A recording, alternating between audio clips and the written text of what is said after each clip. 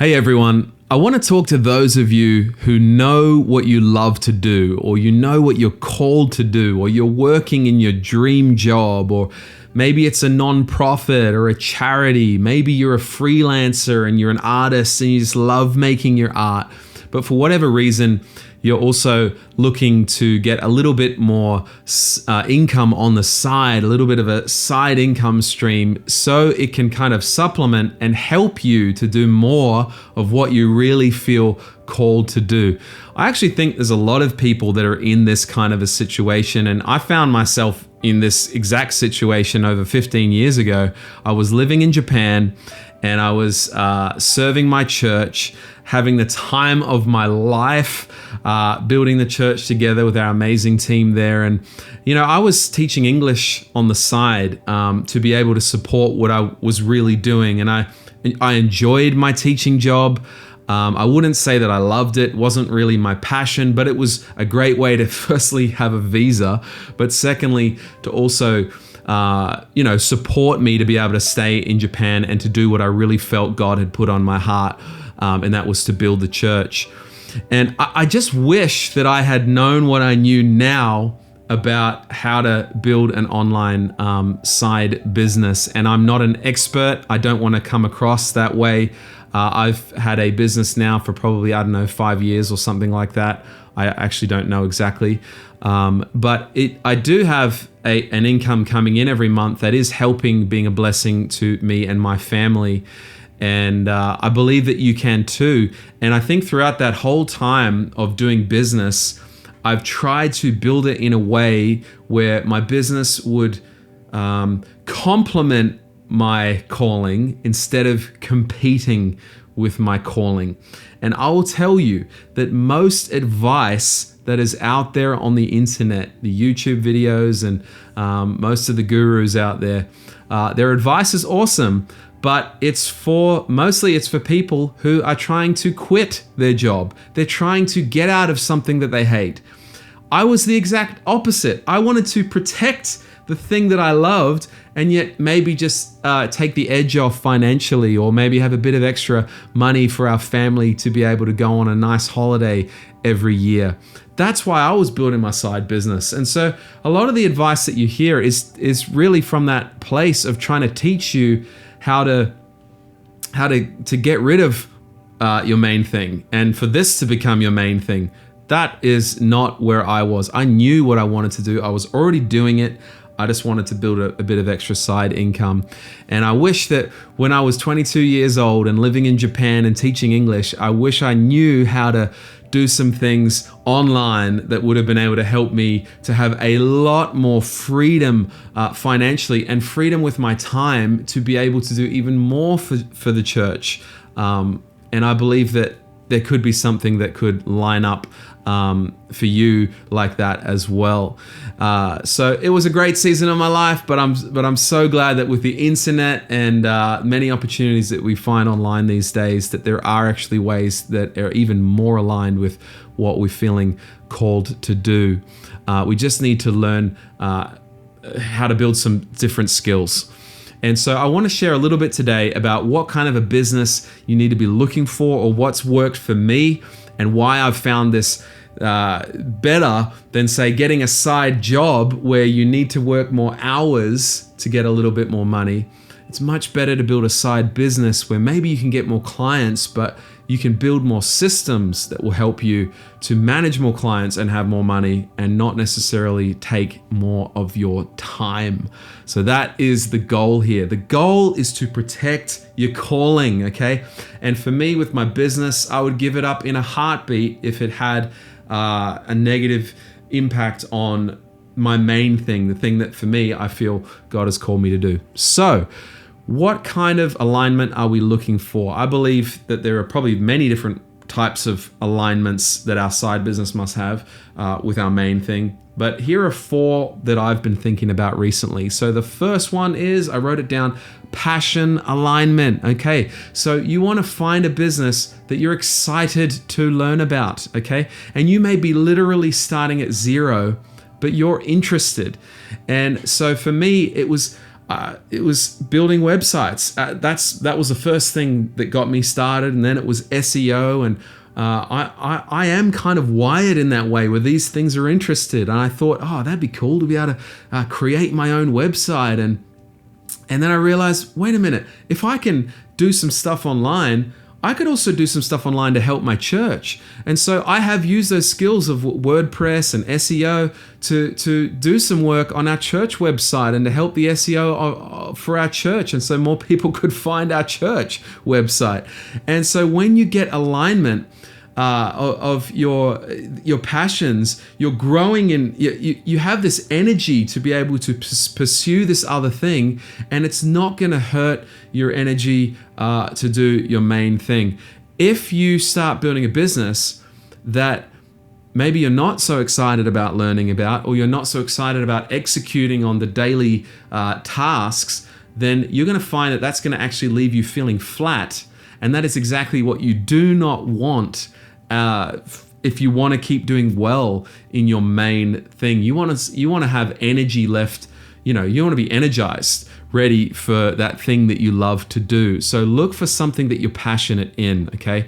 And look, for me, what I'm doing, I've built websites, helping plumbers and things like that. I'll be honest, I'm not passionate about plumbing, but I like the creative process of building. And so that had some alignment, and it doesn't leave me feeling flat when I'm finished. I live in Hong Kong, and I've realized that I'm not the best with language. I've put many hours into learning languages. I also lived in Japan for a season. And so for me, learning languages is actually hard work, and I do it. And I'm over time, I'm getting better with my language. But I realized that I can also feel drained the more time I learn about that. And so maybe my business is not going to be built around my language skill. I got to find some things that I'm naturally interested in. So I'd encourage you to go towards something that aligns with your passions, and it won't detract. It won't pull energy from your main thing. The second thing that I think about, I kind of already mentioned, and that was skills alignment. And so for me, learning that skill of WordPress also now gave me a skill that I could help the church with. Another one was when I started building my own business, I thought, I'm going to build up my accounting and bookkeeping. I'm going to use the same software as we do for church, because then I could understand my books here, and I could also understand the books at church, and I could understand income expenses and profit and loss statements and balance sheets and all of that. And so learning the skill over here has actually helped me to understand things for my church. So it's got double impact. It's kind of one bird with two stones. No, two birds with one stone. Get it right, Richard. And so I think if you can find anything that teaches you a skill that you can also apply, and it's going to help you in your main thing, then that is a winner. You want skills alignment. Look, if you're learning skills that don't help your main thing, that's fine. That's not a bad thing. It doesn't subtract. But I think if you can get a synergy, you're just going to find both things flourishing instead of just one. Another area of alignment to look for would be time alignment. And this is a very big one. Your business has got to work in your free time, and it can't impact on your time of the thing that you're called to do, your non-profit work, your artistic work, your church work, whatever it is that you love to do. So for me, if, for example, the English teaching job that I was doing, which was great and it was good, and if you're an English teacher, that's awesome. And I would do it again if I was in a pinch. But with that, I needed to spend more hours. It was hours during the day. In fact, it was often during weekends and weeknights that they wanted me to work. And those are the key times that we spend with people to build the church. And so there was a conflict there in time. And some businesses, like for example, if I opened a cafe right now, which would be really cool, I would love to do that, but I just know that there's no way I could do that and also be leading a church. I would need to be in that cafe at least for the first year, right? As you train up your staff, maybe as you train up a manager, the time alignment, there is no alignment. They directly compete with each other. And so I find there are many types of online businesses where you can build things in your own time. And even, especially depending on the type of client work you do, like currently for me, I do all the work up front. And then when I have something to sell, I go and sell it. That's a lot easier than clients paying me every month expecting a service that I have to do because there's deadlines. They might be chasing me during the week. I don't want phone calls while I'm doing my main thing. I don't want people calling me up upset because they've got problems while I'm in the middle of, doing my church work. So instead for me, in my case, I'm building a website. It's ranking on Google, and then I'm going out and I'm selling the leads that are coming through that website. And so I don't sell until I've built something, and I can build that over 1 year, 6 months, 3 months, or in a week's time. And there've been times where I have had a bit more free time and I have put more time into the business and I've built more assets and it's expanded quickly.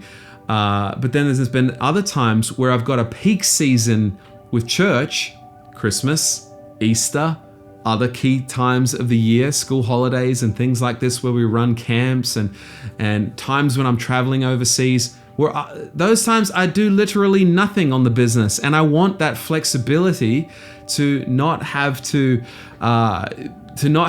put time into my business in those weeks. I want that time where I can do, over and above my normal hours to sow into my church, to do the thing that I'm called to do. And so you're looking for a business that doesn't have those deadlines and those clients chasing you.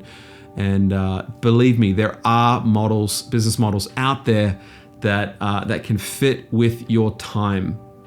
Another way, in terms of time, that my current business works is that a lot of the skills that I'm learning is knowledge-based. And so I'm learning through listening to YouTube videos and watching YouTube videos. And so I'm watching them on the bus here in Hong Kong as I go to work, on my commute.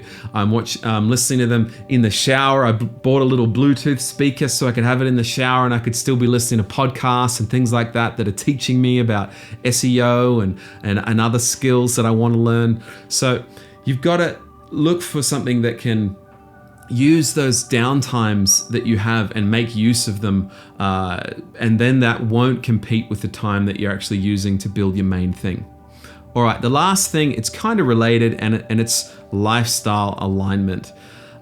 This is not so much about the time, but it's about kind of how you go about your week. Where are you, and what are you doing? And I think, honestly, just an online business is the way to go, because if I'm feeling inspired and I'm in Bali and it's 10 p.m. at night and I'm in my hotel and I'm feeling excited and I want to kind of build a website about something, I see a business opportunity, I can do that on my laptop.